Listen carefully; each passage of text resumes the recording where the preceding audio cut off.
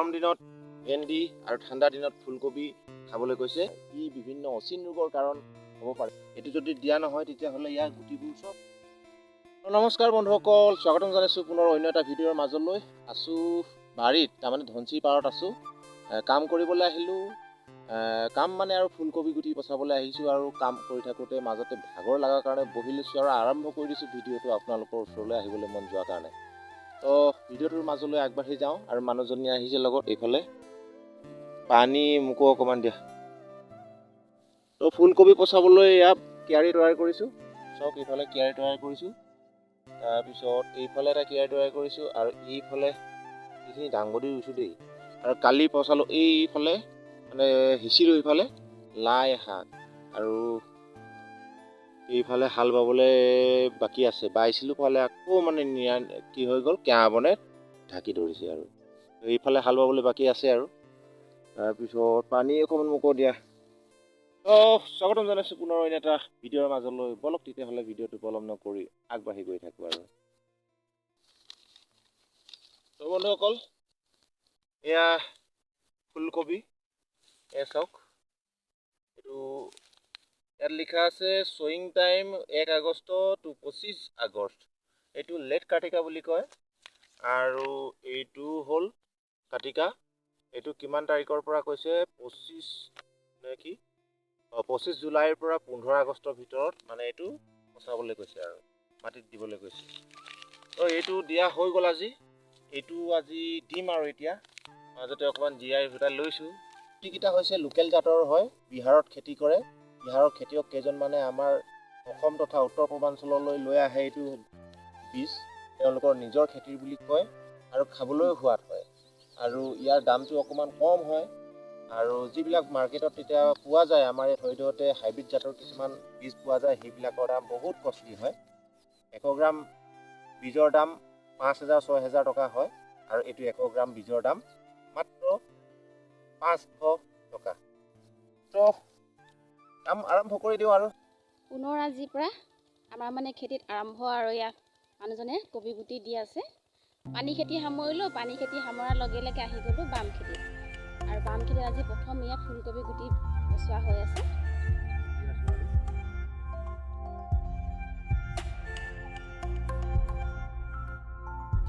এইটো ইনচেক্টিচাইড।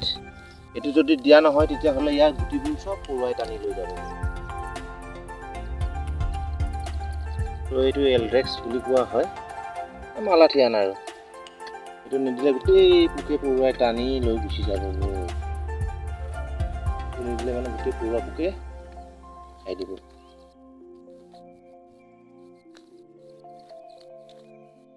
এতিয়া মাটি ঢাকা হ'ব। এতিয়া বগা এইবোৰ যে সেই দৰববিলাক ওলাই আছে, এইখিনি ঢাকি দিয়া হ'ব আৰু।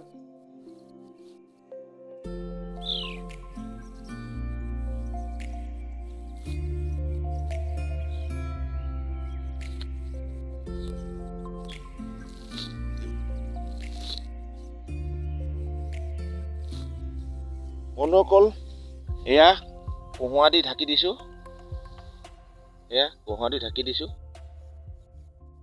এইফালে ভেটি আৰু এইফালে ভেটি থৈ চাওক। কহুৱা দি ঢাকিলে মানে কি হয়, কলপাতেও দি ঢাকিব পাৰি আৰু খেৰ দিও ঢাকিব পাৰি। আমাৰ ইয়াত কহুৱা আছে আৰু কহুৱা দি ঢাকি দিছোঁ সেইটো কাৰণে। আৰু কহুৱা দি ঢাকিলে অলপ সোনকালে গজে।